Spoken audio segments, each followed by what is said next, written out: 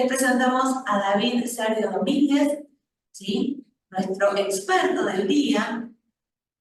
David es médico cirujano, es egresado de la Universidad de Anáhuac, previo a la pandemia, es especialista en gestión de salud y bienestar corporativo, es maestro en dirección y gestión de instituciones de salud por la Universidad de Anáhuac también, maestro en ciencias del manejo del dolor por la Universidad de Salamanca, es candidato a doctor en bioética aplicada en temas de cuidados paliativos y manejo del dolor por la misma universidad, es coordinador general del Centro Anáhuac de Desarrollo Estratégico en Bioética y aparte es docente, ¿sí? Ejerce como docente titular de la Facultad de Ciencias de la Salud y de la Facultad de Bioética, pero además es investigador asociado de la Facultad de Bioética.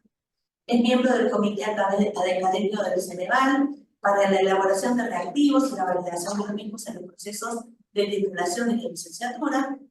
Y aparte, tiene otras actividades, es secretaria general de la Academia Nacional Mexicana de Bioética, secretaria general también de la Asociación Internacional de Doctors Humanity, y en su práctica cotidiana ejerce la medicina desde un lugar poco habitual, ¿sí? Siendo el primer contacto con la gente en situación de calle a través de distintas misiones médicas, y en ese espacio se desarrolla como director médico a nivel nacional. David es muy joven, tiene una trayectoria enorme. Esto es lo que nos quiere contar, básico para que lo conozcamos, pero ya lo vamos a escuchar. Y para empezar y darle la bienvenida formal, el tema que vamos a compartir hoy es conclusiones en bioética, interpretación del dolor y el sufrimiento. Y nos tomamos así el atrevimiento con Gerardo de elegir una frase dentro de su texto, y esta frase está en el apartado que compartimos, y dice: el dolor y el sufrimiento son realidades universales, siendo que como tal, todas las personas deben contar con el mínimo requerido para abordar y tratar adecuadamente dichos fenómenos. Haciendo un llamado a la comunidad global para favorecer una distribución justa y equitativa, tomando en consideración conceptos de responsabilidad como lo son la solidaridad y la subsidiariedad.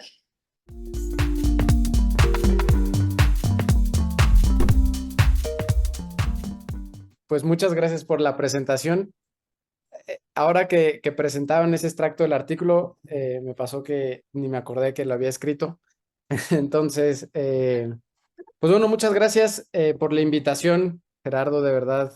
Gracias por la consideración. Me emociona mucho poder, pues, platicar con ustedes este tema que para mí es apasionante, pues ha sido el tema de estudios de posgrado, el de mi doctorado y un tema al que me enfrento en la práctica cotidiana.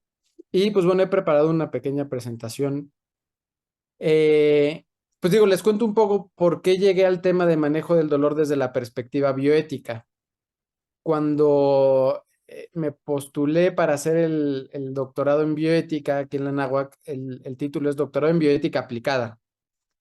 Y me decían en la facultad que lo más importante de la bioética es lograr aterrizarlo a algo concreto, ¿no? Que a veces podemos hablar de muchas ideas, tenerlo un poco etéreo. Dice el padre Cabrera que a veces hasta pareciera ser que la bioética es solo para 4 iluminados, cuando en realidad pues todos la vivimos y la experimentamos día a día.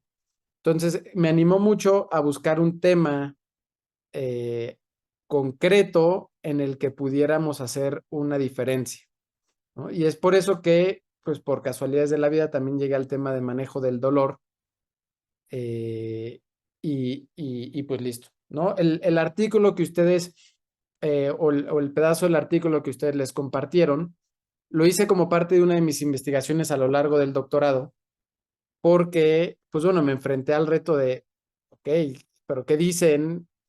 O por qué hay tantas interpretaciones del sufrimiento o tantas propuestas distintas en cuanto al tratamiento, ¿no? Uno de los primeros retos es, bueno, pues cómo justificar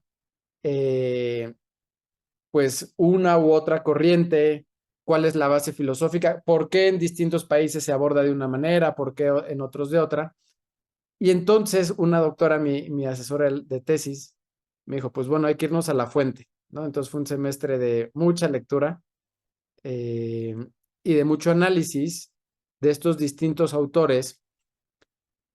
Pero lo más importante, ahorita antes de dar paso a la interpretación de las distintas cosmovisiones, es un poco el enfoque que le quiero dar a esa investigación.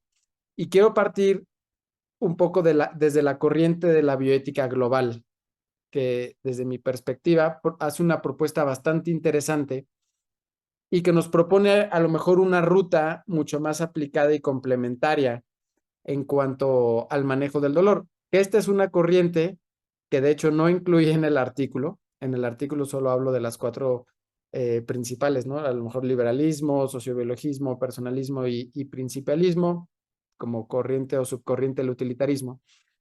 Pero la bioética global se me hace muy interesante cómo propone un abordaje, primero individual, después en sociedad y después relacional. Desde la perspectiva del individuo, en cuanto al manejo del dolor, pues bueno, hablamos de que hay dos personas involucradas. El paciente, que tiene todo un antecedente, toda una formación, toda una experiencia personal, que de hecho es parte de lo que se conoce como de la definición del dolor, ¿no? Que es algo subjetivo, que uno aprende qué es el dolor a través de la experiencia personal y que, y que hay influencia a través de pues, nuestra experiencia cultural, en dónde nacimos, incluso hasta pues cómo hemos sido alimentados, cómo hemos sido tratados, el desarrollo de nuestra afectividad. Y por otra parte también tenemos al médico que curiosamente pues es alguien que con toda la buena intención del mundo pues se acerca al sufrimiento de alguien más. Pero ahí surge la pregunta, ¿no? ¿Cómo es que este médico, cómo es que nosotros como médicos pues interpretamos el dolor o cómo nos acercamos al sufrimiento de los demás? Entonces, ese es el primer reto. Y aquí me gusta siempre retomar un poquito la idea que decía Martin Buber, que al ser humano solo lo podemos conocer a través de la relación. Él decía, ni en el individualismo ni en el colectivismo podemos entender quién es la persona. Entonces, en esta relación médico-paciente, pues hay una oportunidad impresionante para conocernos, primero nosotros como médicos, y conocer a mi paciente. Y entonces es un dinamismo en donde yo me conozco más, mi paciente se conoce más, nos conocemos más entre los dos y a la vez, pues promovemos un poco más el actuar conforme a nuestra dignidad.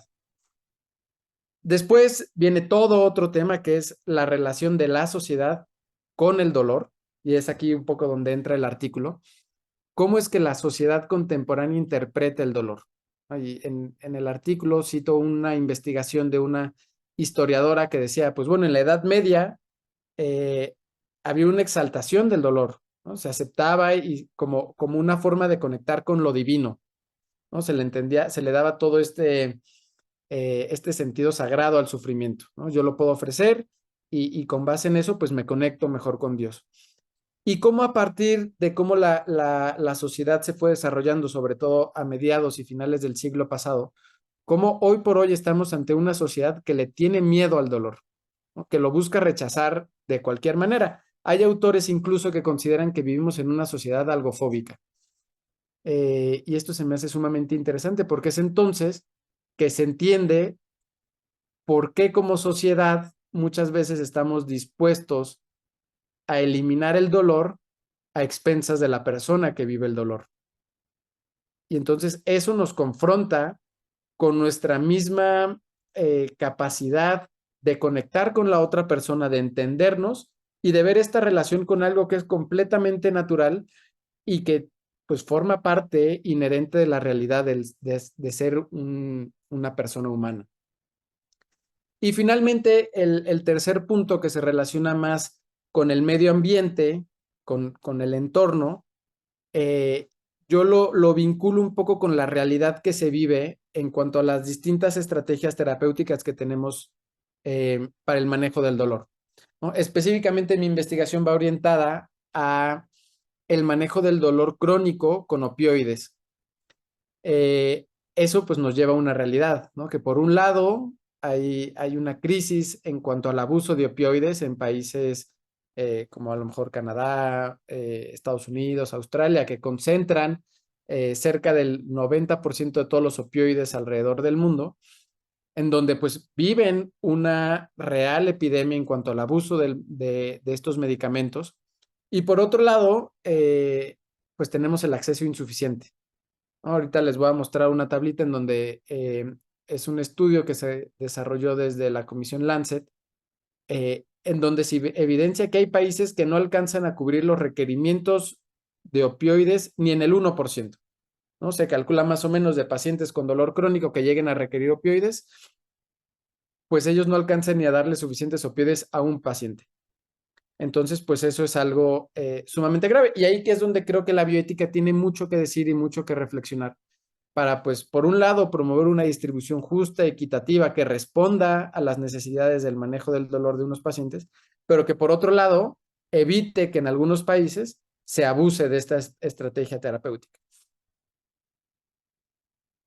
Y para eso me gusta mucho retomar a John Donne con su poema que dice que ningún hombre es una isla, y es que en realidad, aunque vivamos en una sociedad que aparentemente no le pone atención al dolor o al sufrimiento que se vive, por la misma curva epidemiológica, por la misma curva demográfica, cada vez tendremos más pacientes que requieran de cuidados paliativos y cada vez tendremos más pacientes con enfermedades crónico-degenerativas que como consecuencia de su propia fisiopatología desarrollarán cuadros de dolor crónico. Entonces no podemos hacer hoy diríamos en México, la vista gorda en esta realidad de este problema pues emergente, crítico desde la perspectiva sanitaria, desde la perspectiva de salud pública, desde la perspectiva médica y sobre todo desde la perspectiva bioética, ¿no? Vivimos hoy, aunque en apariencia muy globalizados y muy interconectados, vivimos muy separados y eso mismo lo demuestra toda esta tendencia algofóbica de la que platicaba ahora. Y entonces esto pues nos lleva siempre, o al menos a mí me llama mucho al caer en cuenta en que la bioética no se puede quedar en ideas, ¿no? Un poco que es lo que abordo en el artículo, ¿no? Pues es la interpretación de muchas ideas, ¿no? Que si el utilitarismo tiende al análisis de las consecuencias y a buscar el mayor placer, al menor sufrimiento posible, pues al final son ideas que debemos nosotros concretar en problemas reales y confrontarlos desde una perspectiva práctica. Y eso es un poco a lo que estamos llamados hoy, ¿no? Creo que de manera muy urgente y que es algo a lo que el Papa Francisco nos ha llamado a nosotros académicos muchas veces. Eh, esta frase a mí me golpea mucho que dice que nos exhorta a no quedarnos en la comodidad de nuestra reflexión académica, ¿no? Nos llama a la acción. Y entonces yo creo que, al menos para mí como médico, pues este campo del manejo del dolor, pues es un poquito por eso que me he enfocado en esto. Ahora, como antecedentes generales, pues bueno, hay estimaciones por parte de la Organización Mundial de la Salud que dicen que cerca del 25 al 29% de la población mundial padece de cuadros de dolor crónico, que esto genera solo en Estados Unidos un costo anual de $600 billones y que solo el 1% de toda la población que padece dolor crónico tiene acceso a un tratamiento analgésico responsable y de calidad. Ahora nos preguntaremos por qué los opioides desde este enfoque.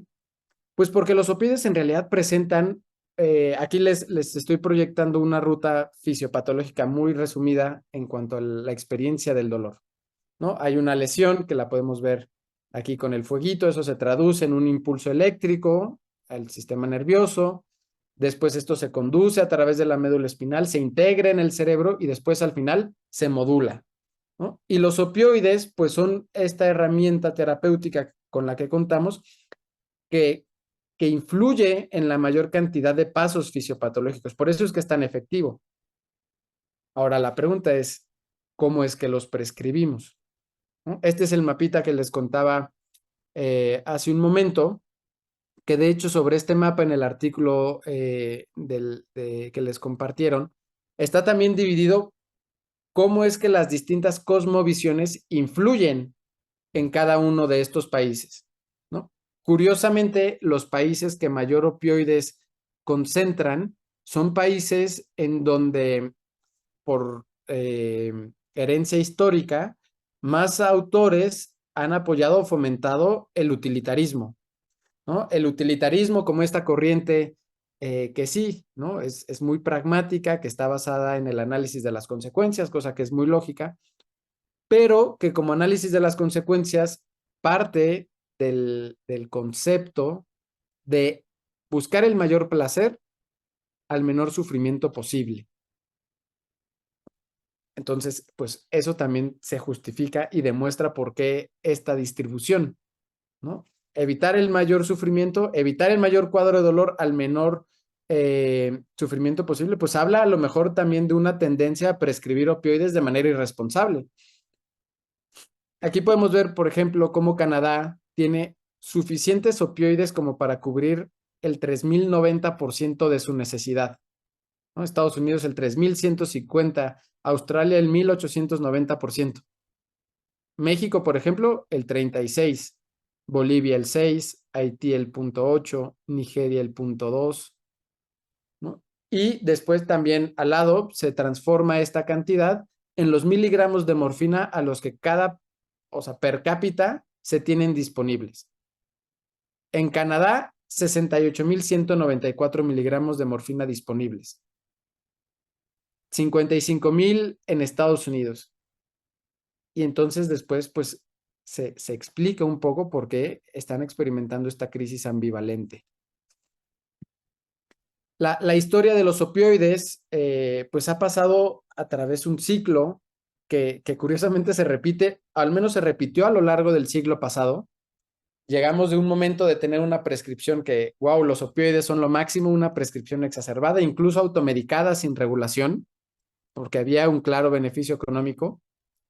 Y a lo que hoy nos enfrentamos desde los 90 para acá es una prescripción reducida, restringida, regulada, a veces de una manera un poco temerosa, pero que también nos lleva a un manejo insuficiente.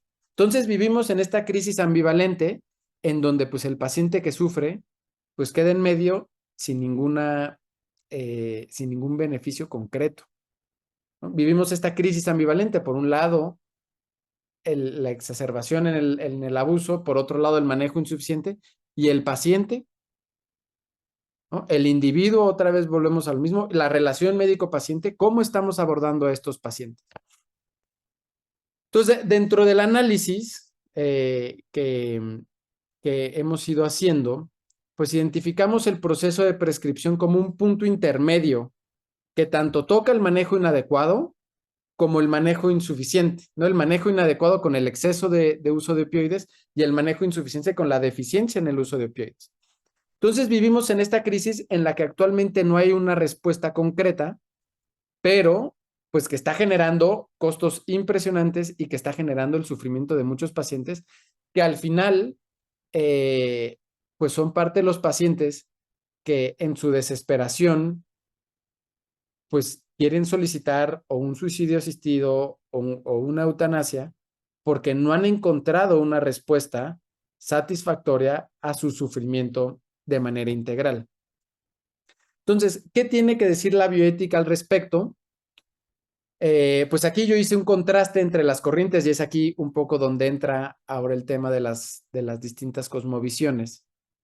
Principalmente del principialismo y del personalismo, que son aquellas corrientes que sí ponen una propuesta concreta en cuanto a principios. Los del personalismo jerarquizados, fundamentados en el concepto de la dignidad ontológica, que aquí digo nada más para compartirlo.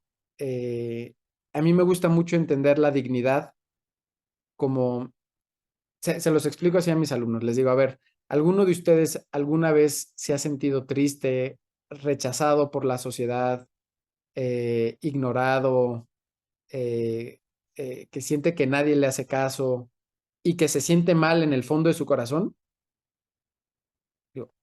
Pues esa es su dignidad hablando, ¿no? Es aquello que en el fondo del corazón nos reclama ser tratados como fines y no como medios, ¿no? Entonces, todo este concepto, que si lo aterrizamos así, me gusta verlo de una perspectiva mucho más humana, pues nos hace sentido, ¿no? ¿Qué estoy haciendo yo para que mi paciente, el que padece dolor crónico desde hace a lo mejor 5 o 10 años y que nadie le ha hecho caso porque no no tenemos a lo mejor esta conciencia en cuanto al manejo integral del dolor. ¿Qué hemos hecho por él? Y es aquí donde en el contraste de los principios, ahí en el artículo hay un cuadrito, ¿no? que dice, bueno, ¿qué dice el utilitarismo en cuanto al manejo del dolor? Bueno, pues es que el utilitarismo o incluso el principialismo, ¿no? Partiendo del respeto de la autonomía como el principio preponderante, a lo mejor acá en Occidente, dice, bueno, pues es que si el paciente está experimentando mucho dolor y sufrimiento y él pide un suicidio asistido o eutanasia, pues desde el utilitarismo o el principialismo no hay nada que justifique pues no hacerlo.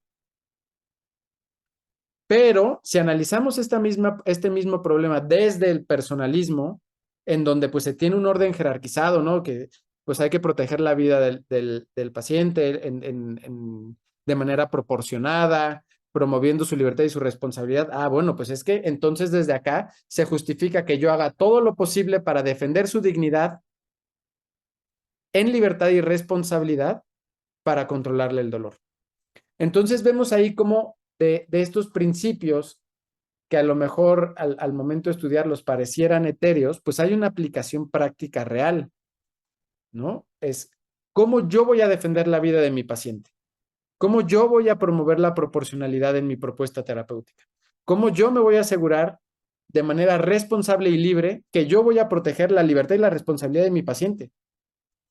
Yo muchas veces les digo a mis alumnos, a ver, un paciente, digamos que tiene un cuadro de dolor crónico por alguna fractura que ha vivido, bueno, más bien les voy a poner un caso real de un paciente que tuve. Es un paciente que sufrió una herida de bala a nivel cervical.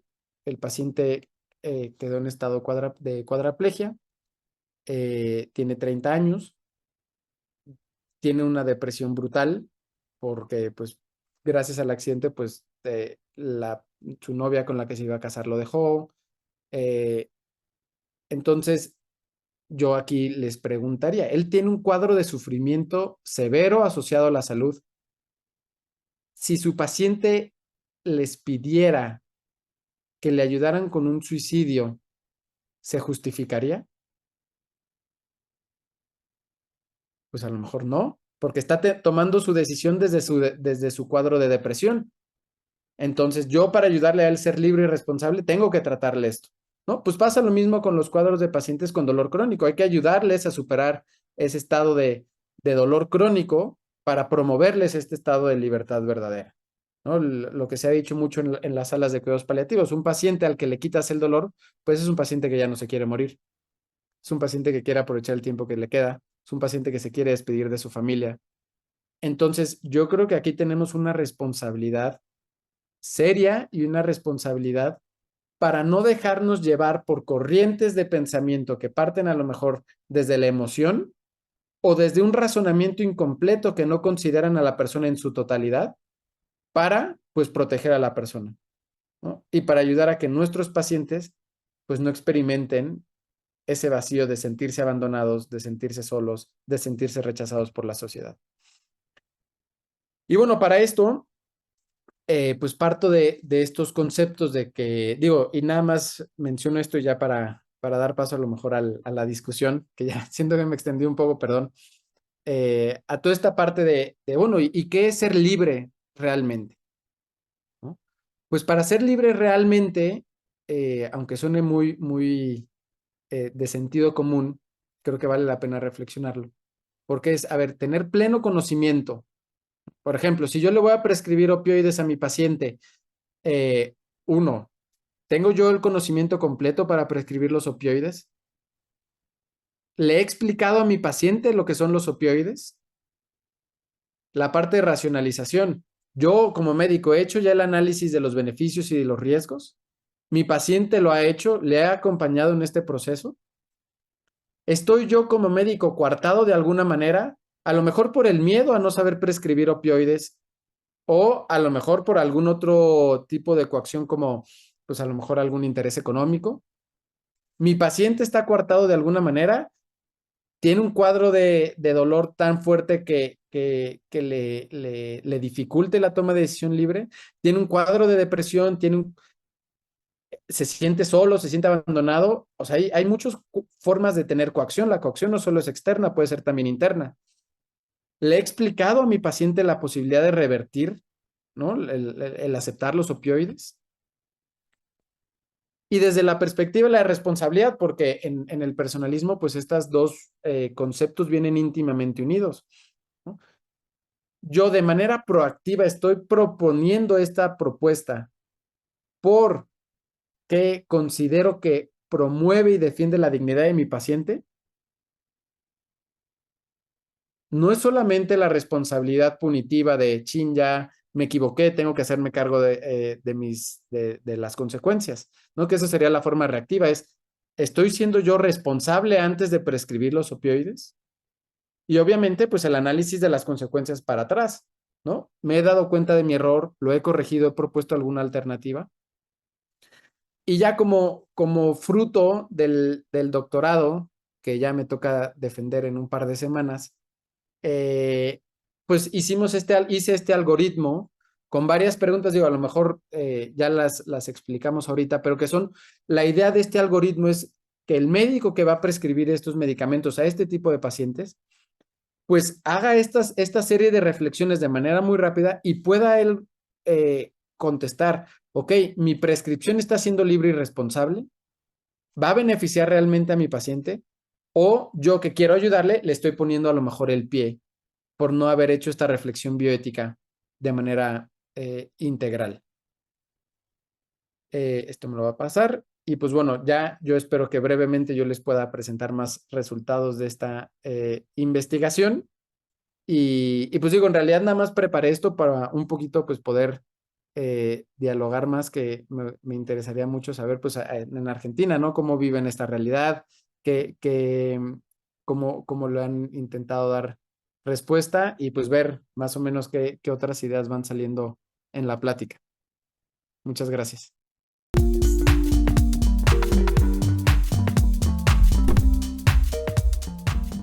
Bueno, David, muchas gracias.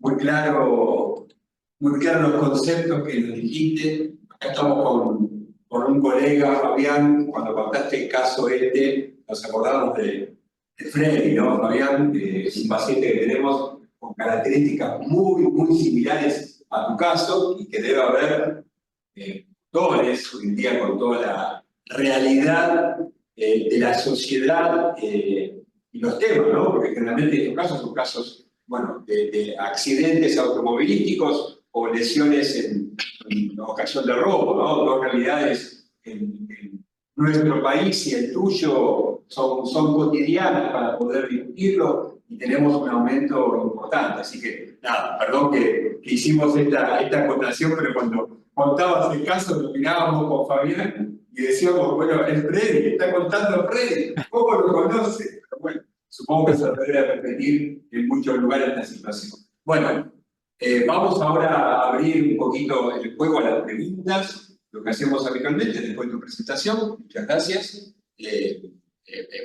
Por supuesto que el trabajo que les hemos mandado, que lo simplificó brillantemente en los puntos importantes, con mucha calidad, tiene muchas aristas para poder tocar. Así que primero abrimos el juego al que quiere aportar, preguntar, reflexionar sobre lo que nos ha presentado David. Buenas noches a todos, mi nombre es Diana Gulliver y bueno, me pareció muy interesante la propuesta que nos ha traído el doctor David en estas semanas y la distribución, haciendo énfasis en la distribución inequitativa de los opioides y en la necesidad de una prescripción responsable. Pero yo diría que el problema mayor no lo encuentro en los recursos, en los insumos, digamos, sino que yo diría que ni siquiera en el acceso a la salud. Quizá por mi convicción personal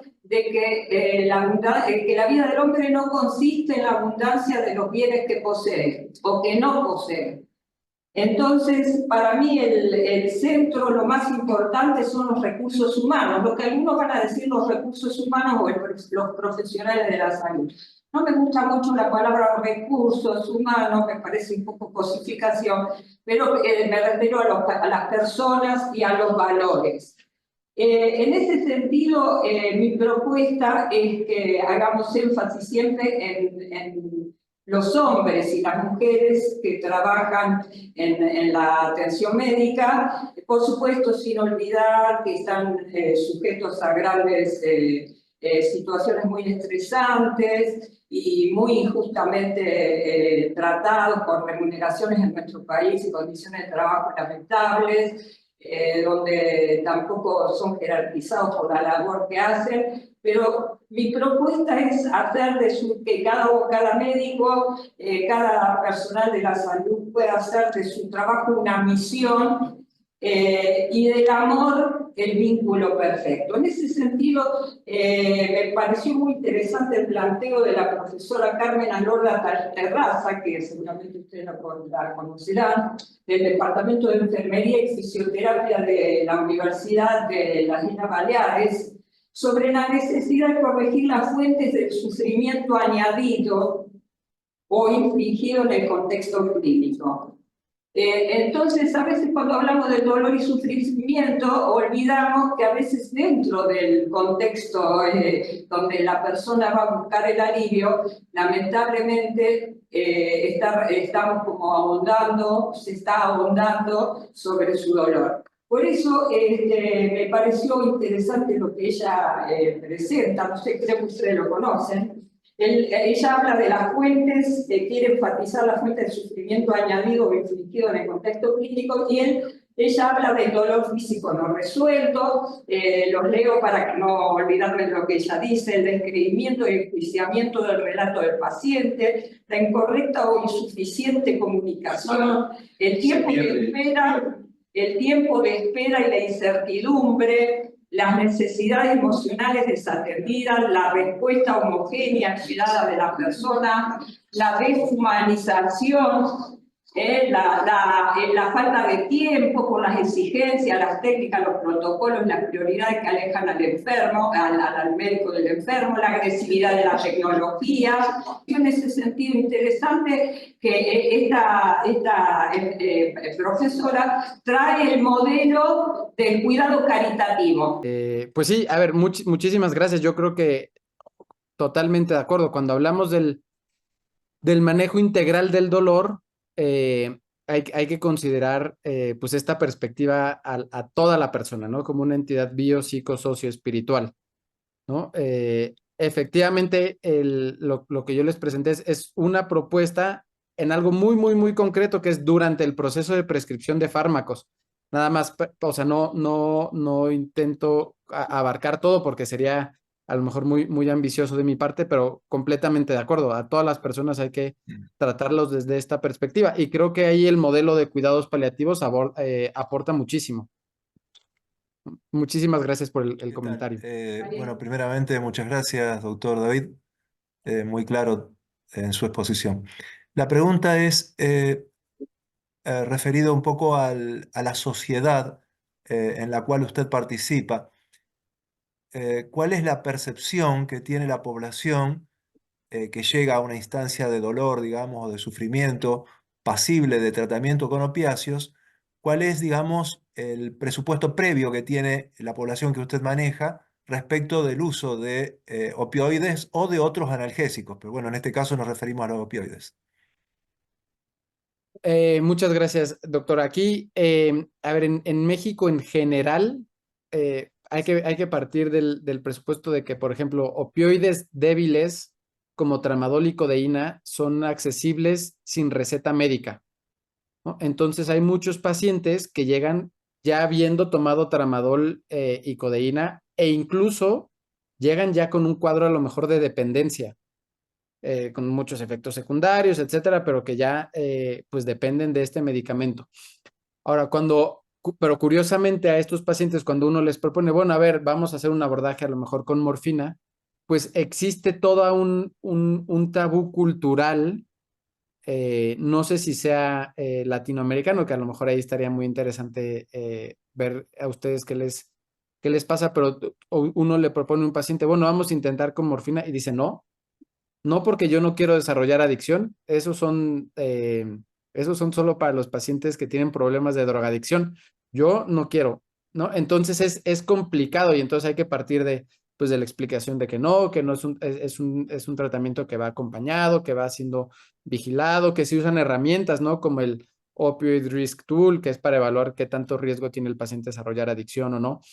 Pero sí hay un tabú generalizado e incluso, digo, esto es pura hipótesis, no lo he logrado comprobar, pero pacientes que vienen a lo mejor con una cosmovisión influenciada por el mismo personalismo, son pacientes que tienden a rechazar más los opioides que aquellos que vienen de otras corrientes. ¿Por qué? Por el miedo a lo mejor vinculado un poco desde la perspectiva moral al miedo de no querer desarrollar una adicción. Cuando hay otros pacientes que dicen, hombre, a mí quítenme el dolor sin importar cuál sea el camino. Digo, Muchas no sé si respondí la gracias. Sí, pregunta. muy claro, sí, muy claro. Es interesante esto que están comentando y viendo, ¿no? Me pareció linda la pregunta de Enrique y tu respuesta, David, porque tal vez tiene relación con el cuadro que presentaste, con la cantidad de disponibilidad de la medicación y esto que no sabía, que el tramadol y la codeína uno podía acceder libremente sin receta. Tal vez hace un tema, porque acá incluso, tomando lo que recién acaba de decir la colega acá presente, deja de lado el médico que es el que con amor, correctamente, va a dar una indicación respetando a la persona. Con respecto a este intercambio de disponibilidad de la medicación, no sabíamos que tramadol y codeína estaban disponibles sin receta. Por lo tanto, también es atinado el comentario de la colega acá presente de que la otra persona, el que indica o el que prescribe, con amor y respetando a la persona, tiene una participación inicial. Así que la verdad es que yo no sé si toda esta cantidad de disponibilidad exagerada, como bien demostraste en los países que más que nada tienen el utilitarismo como base bioética, está relacionado con esto, con la posibilidad de disponibilidad, ¿no? Creo que hay una relación muy directa, me parece, claramente. Sí, totalmente de acuerdo.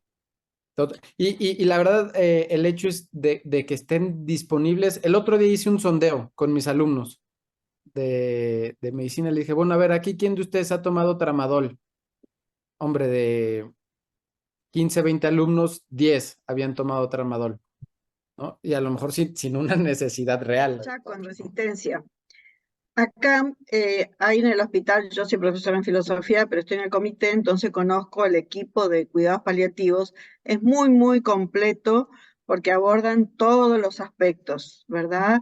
Tanto espirituales como sociales, médicos, todos los enfermeros, un equipo muy bueno. Y sin embargo, tienen el problema que a veces no tienen medicación, ¿no? Que es lo que pasa el vaciamiento de nuestros hospitales. Y que además, para mi pregunta, ¿no?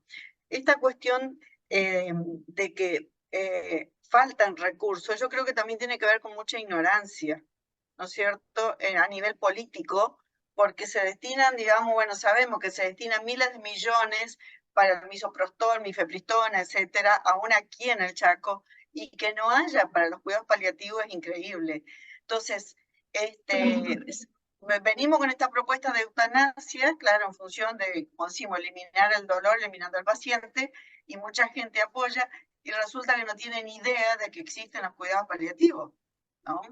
Entonces creo que ahí, no sé si cómo lo ve usted, pero creo que a nivel político, no sé si es una decisión, digamos, que se toma conscientemente de no dar los recursos y destinarlo a otras cosas, o realmente es una enorme ignorancia. Bueno, ¿cómo lo ve usted esto? Yo creo que es ambas, ¿no? La Organización Mundial de la Salud por ahí del 2014 emitió una recomendación internacional para promover el acceso adecuado a pues herramientas analgésicas. ¿no? Y de hecho, a partir de ahí han salido varios artículos que dicen que tener un paciente con dolor maltratado es equiparable a tenerlo en un estado de tortura, ¿no? Entonces ahí entran en juego muchas cuestiones políticas y que también pues vienen acompañados de la desinformación pues de no quererlo ver, ¿no? Hay, de hecho, la Asociación Latinoamericana de Cuidados Paliativos hace 1 o 2 años sacó un atlas en donde hacen un mapeo latinoamericano con respecto a qué tanto los cuidados paliativos están desarrollados en cada país. De hecho, Argentina es de los países que más desarrollados los tienen, pero pues aún así es insuficiente, ¿no? Y viene justo por esta cuestión tanto política como cultural del saber qué son los cuidados paliativos, ¿no? Hay también un nuevo esfuerzo de la Asociación Internacional de Cuidados Paliativos de quitarle la carga como cultural de que estar en cuidados paliativos es igual a ya me voy a morir, ¿no? Entonces le han quitado ese peso dedicado a pacientes en estado terminal a pacientes con el concepto de sufrimiento severo asociado a la salud. Entonces, ahí es un nuevo esfuerzo por modificar ese enfoque cultural para que pacientes que tienen este estado de sufrimiento, pues puedan acceder oportunamente a los cuidados paliativos. Ahora, y con esto a lo mejor cierro mi comentario. En Estados Unidos hubo un caso de un paciente, él era un veterano, que él dijo, bueno, a ver, pues o sea, necesitabas aplicar al fondeo gubernamental para recibir cuidados paliativos, ¿no? Él tenía cáncer de páncreas. Y la respuesta del gobierno fue, no podemos darte recursos para los cuidados paliativos, pero sí para el suicidio asistido. El jaleo que armó este paciente fue impresionante, que pues, obvio, políticamente los destrozó. Decía, es que cómo puede ser más barato para ellos acabar con mi vida que ayudarme a pasar sin sufrimiento los últimos días de mi vida, ¿no? Entonces sí, definitivamente ahí hay un choque entre cultural y político que tenemos que trabajar por superar. Ahora sí, gracias David. Sí, esto creo que pasa por ahí. Igual, ¿Cómo no? Nosotros acá inclusive tenemos hace casi 2 años la ley de cuidados paliativos y en los hospitales públicos no tenemos estructuras. Tenemos unos profesionales formados para acompañar, tenemos profesionales con intención y con voluntad de acompañar, pero no están en las estructuras hospitalarias. Entonces, a veces es muy difícil poder hacer un acompañamiento integral cuando uno tiene las horas asistenciales destinadas a otra tarea. ¿Sí? Claro. y aparte que está la ley, no tiene financiación genuina del Estado. O sea que la financiación de la ley surge de las mismas estructuras que ya estaban. Es distribuir un poco más lo que ya había, no es que apareció una financiación que no es una ley claramente vacía que no tiene robustez porque no la podemos llevar adelante. Bueno, mucho gusto, doctor Domínguez. Según los últimos informes de la Organización Mundial de la Salud, usted sabe que la Organización Mundial de la Salud no tiene informes totalmente viables porque apenas un 80% de todo el espectro que aportan datos que son un poco insuficientes y hacen proyecciones de matemática predictiva sobre el resto del espectro. En este momento, en Estados Unidos y en Canadá, el uso de opioides está considerado una epidemia, a tal punto que se ha puesto en venta libre el Narcan. En Estados Unidos se utiliza, entonces ahí, bueno, la pregunta, como decía mi abuela, si es peor el remedio que la enfermedad. Pero además hay otra cuestión que me parece que estamos pasando por alto. Según las últimas encuestas de suicidio en el mundo, que son entre 700.000 y 1 billón y pico, el 40% de esos suicidios son mayores de 70 años. con un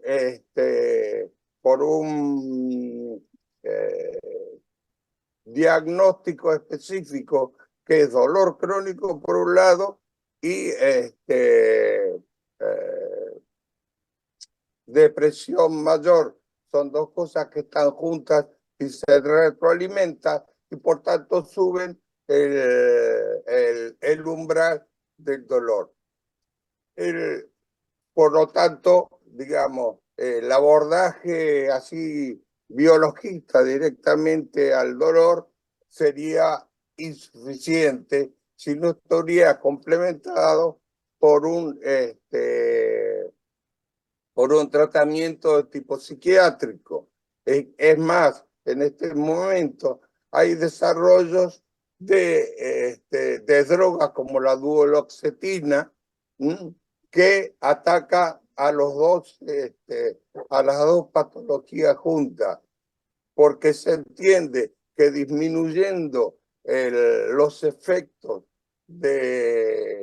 juntos, tanto sea de la depresión mayor por un lado y el dolor por el otro, favorece mucho, con mucho menos riesgo, digamos, de las cuestiones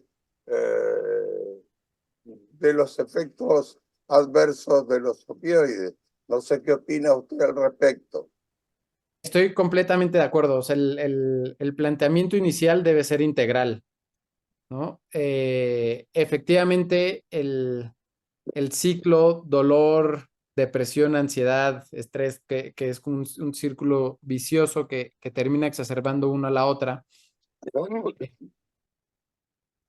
debe de ser manejado de manera integral y por eso yo creo que el concepto al final de la prescripción responsable formado en los médicos, ¿no? Que al final que es donde creo que más acción debemos de tener, permitirá contar con, como decía la doctora al inicio, ¿no? Con estos recursos humanos o este capital humano para pues lograr hacer un abordaje integral de los pacientes.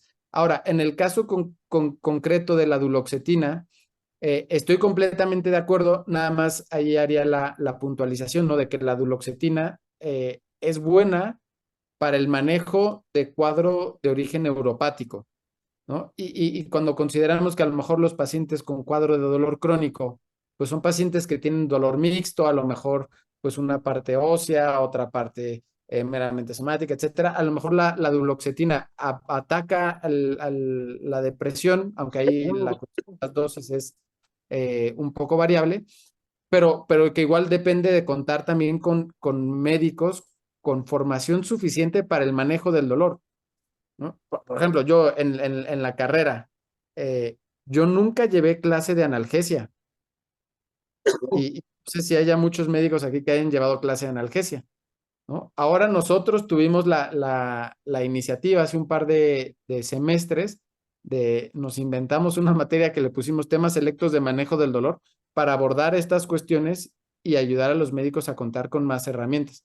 Pero completamente de acuerdo con usted, Doc. O sea, hay que, si el abordaje no se hace integral, no vamos a ayudar realmente a ningún paciente. Muchísimas gracias, doctor. Sí, buenas noches. Gracias. Felicitaciones, doctor, y gracias por esta presentación tan prolija desde el punto de vista estadístico y desde el punto de vista bioético, ¿no? La pregunta puntual es, usted comenzó diciendo el sentido del dolor en la sociedad.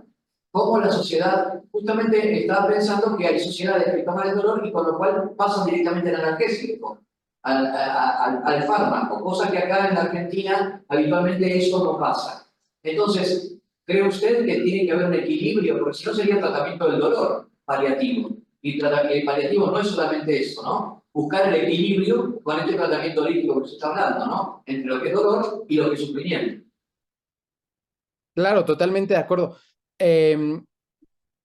A ver, ese es todo otro tema, ¿no? Que a mí me ha costado mucho lograr diferenciar y que creo que todavía no lo logro de manera satisfactoria. Hay filósofos que dicen que el sufrimiento como tal se puede diferenciar del dolor en cuanto a que el sufrimiento hace relación más bien al sentido de trascendencia, ¿no? Hay un filósofo que me gusta mucho cómo lo propone y dice, el sufrimiento es el miedo al miedo. No dice, uno puede sufrir sin tener dolor y uno puede tener dolor sin estar sufriendo, ¿no? Ahora, yo creo que en la sociedad hay mucho sufrimiento y hay mucho dolor al mismo tiempo. Yo creo, como decía ahorita el doctor Hernán, ¿no? Que muchos de los pacientes que tienen dolor sufren por cuadros de depresión y que se retroalimentan. Entonces, yo estoy totalmente de acuerdo. O sea, la medida terapéutica no debe ser de inicio la farmacológica, sino que debe de hacerse un abordaje pues mucho más integral, no ver, a ver, por qué, o sea, y ahondar, ¿no? Y para eso está la relación médico-paciente, pero aquí viene otra pregunta, ¿cuánto tiempo le dedicamos a una plática con un paciente? ¿No? Cuando en la clase de comunicación médico-paciente para el tema de malas noticias, pues es luego importante conocer las expectativas de tu paciente, ¿no? Yo les decía, pues a mí una vez que me operaron y mi máxima aspiración era volver a jugar y no sabía si iba a volver a jugar, pues fue una pésima noticia. Pero, ¿qué tanto conocemos las expectativas de nuestros pacientes? ¿No? Entonces, al final también hablamos de un replanteamiento de la relación médico-paciente y de una lucha, pues sí, un poco antisistema que a los médicos nos obliga a tratar a más pacientes en menos tiempo y en donde a lo mejor no tenemos la oportunidad de profundizar tanto en lo que realmente necesita. Entonces sí, o sea, yo creo que es un tema sumamente complejo en el que necesitamos de todos. De hecho, la Asociación Internacional para el Estudio del Dolor dedicó hace 2 años un año completo para la conciencia en lo que era el dolor crónico, ¿no? Entonces se dedicaron a hacer pura difusión de qué es el concepto de dolor crónico, cómo reconocerlo, cómo abordarlo, un poquito con esta idea, ¿no? De que todos estemos más en contacto con esta realidad y que de plano no podamos fingir que somos una isla y que a mí a lo mejor no me tocan esos pacientes porque son de alguien más. Aprovechamos bueno, aprovechamos el huequito para sumar alguna pregunta también desde este lado. Y tiene que ver la pregunta con el equipo de salud. Porque si bien nosotros, a través de la mirada bioética, vamos viendo que hay determinados ejes en los cuales nuestros profesionales deberían tener una formación más profunda y deberían tener más conocimientos y debería adquirirse eso durante su formación de grado y de posgrado, también hay cualidades que son personales, que algunas se pueden entrenar y otras que son adquiridas y que potencian a la persona. Entonces yo quería preguntar, que es algo que veníamos conversando con Gerardo, cómo a lo largo de esta investigación y de este trabajo sobre el dolor y el equipo de salud y los pacientes, entendiendo que están todos vinculados, ¿cuál es la postura que predomina en los profesionales? Los profesionales suelen aceptar esta integralidad de las personas y dedicarse a acompañarlos de esta manera, abordando todas sus esferas, ¿o es más fácil solamente abordar la esfera biológica y alejarse de todo lo demás porque es más rápido o porque se preservan? ¿Cómo es la mirada en general de los profesionales que acompañan a estos pacientes con este dolor extremo que genera un sufrimiento extremo?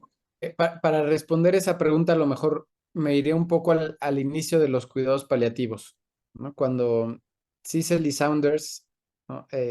Empieza con toda esta idea, a ver, ella lo hace porque, digo, no sé si conozcan toda su historia, pero ella lo hace porque entrando de voluntaria a un hospital, se enamora de un paciente que tenía cáncer y él dice, pues es que ¿cómo puede ser que a este paciente nadie le ayude desde la perspectiva de que es una persona y lo ven como un número más, como un pendiente más? Y entonces ella es ahí donde empieza con esta propuesta de hacerlo desde una perspectiva integral. Cuando yo a mis alumnos les explico, a ver, este enfoque, ¿no? De, a ver, cuando ustedes tengan un paciente así, hay que, ¿cómo abordas la parte biológica? ¿No? Pues a lo mejor aquí sí la parte farmacológica, nutrición, terapia, fisioterapia. La psicológica, ok, pues a lo mejor acompañamiento psicológico. La parte espiritual, pues a lo mejor con con un acompañante espiritual, la parte social con todo su red de apoyo, les hace mucho sentido, ¿no? Pero al momento de llevarlo a la práctica, por el sistema suele ser muy complejo, porque, digo, al menos acá en México, ¿no? Acá tienes que por día en el sistema público ver a tus 15, 20 pacientes en consulta externa más a los pacientes que tengas internados. Entonces, a ver, o sea, no hay fuerza humana que sea capaz de tratar con amor a los 15 pacientes y después a los 20 que tienes internados y el pase de visita y como decían alguien, ¿no? Pues tampoco te pagan tanto y entonces tienes que irte al otro trabajo y entonces vives una vida acelerada en donde en la práctica se vuelve difícil. Yo creo que aquí, como decías, lo más importante ahora es plantear estos equipos interdisciplinarios, ¿no? Decir, a ver, el médico tiene la visión general, pero a lo mejor tampoco tiene los conocimientos suficientes para hacer un planteamiento desde la perspectiva psicológica o espiritual. Y es ahí donde viene la interdisciplina y viene la oportunidad de que se apoye en alguien más. Yo creo que este es un cambio de cultura que al menos aquí en México todavía no se da y yo creo que estamos un poco lejos de que se dé como quisiéramos, pero que conforme vayamos avanzando y reflexionando y presentándolo a los médicos que están en formación ahora, pues poco a poco les irá haciendo más sentido y se irá demandando cada vez más. Pero sí, efectivamente es todo un reto porque en teoría hace mucho sentido, en la práctica es bien difícil. Claramente es así, es un desafío que nos queda por delante a todos, porque claramente va a estar responsabilidad de todos nosotros empezar a trabajar sobre estos temas y empezar a poner luz sobre estos temas, que se vean, para que se hablen. Como nos decía María Elena hace un rato, estos temas hay que ponerlos y mostrarlos para poder tener resultados y también para enriquecer los planes de estudio, para realizar la mirada sobre los pacientes que tenemos desde el equipo de salud. Es tarea de todos, me parece. Totalmente de Puedo acuerdo. agregar algo. Acá el equipo interdisciplinario es realmente interdisciplinario, muy completo, con mucha gente trabajando de todas las áreas, pero a veces ni en el mismo hospital saben que existe. O sea, es el colmo, ¿verdad? En el mismo hospital hay áreas que no saben que existe el equipo de cuidado paliativo. Eso es terrible, ¿no? Completamente. Y es impresionante porque de verdad Argentina es de los países que más lo tiene desarrollado el concepto y el planteamiento de cuidados paliativos. Y pues si pasa esto de que dentro del mismo hospital no se conoce es porque nos hace falta sacar el tema más, ¿no? O sea, trabajar en la difusión desde todas las aristas. La pregunta es la siguiente. Hay una realidad que yo estoy viendo desde la década del 80 a la fecha. Ahora ya estoy jubilado hace un par de meses. Pero en la década del 80 se usaba la meperidina, si no me equivoco, en muchísimas parturientas que llegaban al servicio público. Estoy ubicando esto en la ciudad de Rosario, en un hospital periférico. En este momento, en los últimos 2 años, 3 años yo diría, nunca más escuché hablar de la meperidina, pero sí nos llegaban las mamás que no le podíamos dar autorización para amamantar porque llegaban con la automedicación, digo automedicación de marihuana, por el temor, lo que decía recién el doctor David, por el temor a tener miedo en el parto. Entonces ellas por su cuenta compraban la marihuana. Entonces de una situación legal, por eso la pregunta que dejé escrita ahí en el chat tiene que ver con esto. De una situación legal de prescripción de meperidina pasamos a un uso ilegal de marihuana para el mismo fin. ¿Qué reflexión cabe ahí?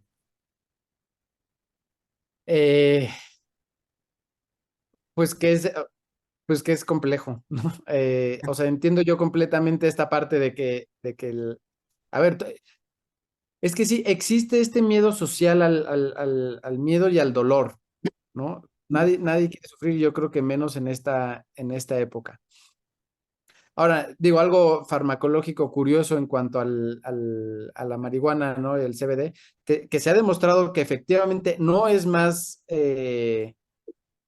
benéfica digamos que ningún opioide ni nada, y ahora ha tenido como un boom promocional, publicitario, de comunicación, no sé cómo decirlo, en donde todo el mundo lo está viendo a lo mejor con ojos de ser la próxima panacea, ¿no?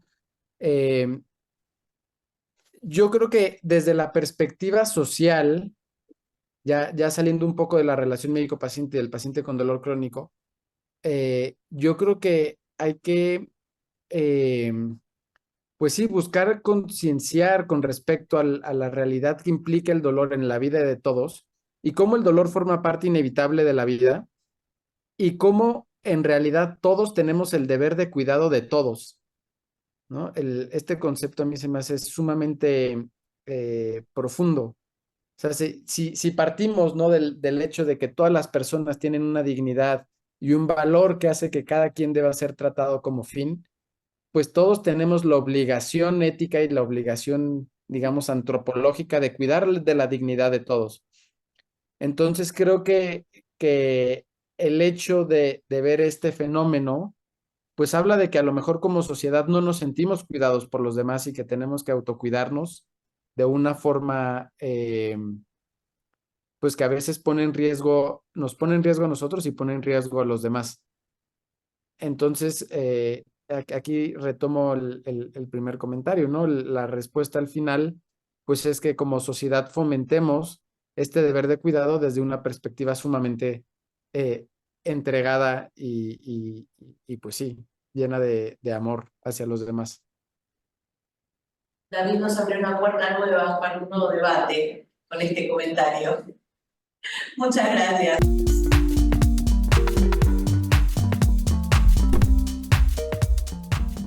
Creo que nos abre, David, un panorama bastante amplio con esta mirada. Como siempre decimos, no hay que tenerle miedo a hacer las cosas que corresponden. Hay que trabajar en el equipo interdisciplinario y en la formación para seguir avanzando. La verdad es que quería que estamos muy avanzados, pero bueno, a nosotros parece que falta mucho, pero bueno, esto habrá que seguir avanzando en la formación, en la profundización. Creo que fue muy excelente. Muy nutritivo. Muchas gracias. Gracias a todos por comprometerse, por quedarse, por participar. Especialmente gracias a David por ser tan generoso con tus conocimientos, con tu investigación, con tu tiempo y por estar para nosotros. Muchísimas gracias por sumarte. En los próximos días vamos a compartirles el trabajo completo de David, que es maravilloso. Y nos vamos a volver a encontrar en la próxima tertulia el mes que viene. Y quienes tengan ganas, en el Ateneo Clínico Bioético, en el último miércoles de este mes. ¿Bien? Exacto. Nos vemos. Buenas noches para todos. Gracias, buenas Bien. noches. Gracias.